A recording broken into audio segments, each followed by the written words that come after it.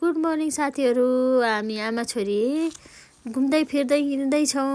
मेरो आमा छोरी अनि भदैनी मिलेर हामी कहाँ जाँदैछौँ साथीहरू? ल गेस गर्दै गर्नु है। हामीहरू हिँड्दै हिँड्दै हिँड्दै ल छोरी चाहिँ घर बस्न मान्दिनँ, ऊ बोक्यो भने खुसी हुन्छन्। दिदीलाई हेर्दै खुसी हुँदै हिँडिरहेको छिन्। घरै बस्न मान्दिनँ मेरो छोरी फेरि।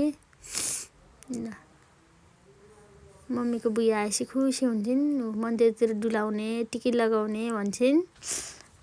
नानीलाई ब्रोकौली ल्याइदिनु पर्यो, धेरै भयो भने फालिदिन्छ भनेर सानो नानीको लागि ब्रोकौली किनिदिन लगाएको छु मैले। मेरो नानीले चाहिँ ब्रोकौली मनपर्छ।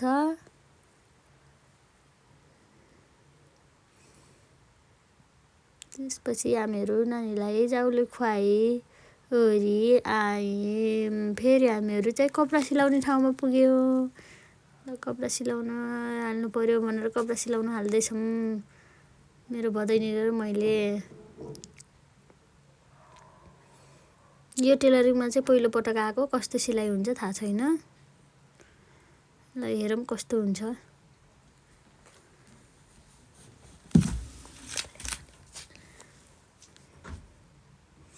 यहाँ अलि लामो बनाइदिनु है भन्दैछु मैले चाहिँ उहाँलाई।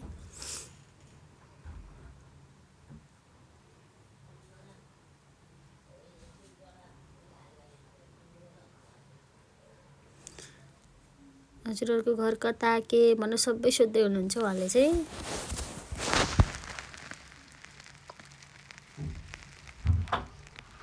म चाहिँ आजभोलि कुर्ता त्यति लगाउँदैन, त्यही पनि एक जोडी सिलाउन त भनेर कुर्ता सिलाउन पुगेको छु। पनि हामीसँगै जान्छ भनिरहेछ। मेरो नानी चाहिँ उहाँलाई भनेपछि खुसी हुन्छन्, उहाँसँग बसेछन्। ल नानीलाई पनि अब सिलाइदिनु त भनेर नानीलाई पनि सिलाइदिन लाग्यौँ।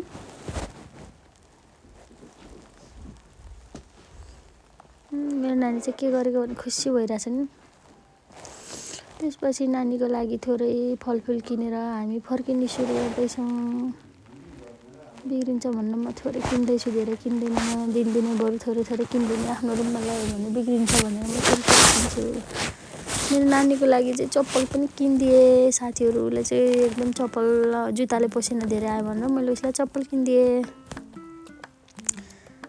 हेर्दैछु, मलाई चाहिँ खुसी लागेछ फेरि कस्तो होला नानीलाई भनेर। नानी चाहिँ आफ्नो दिदीलाई हेर्दै खुसी हुँदैछिन्।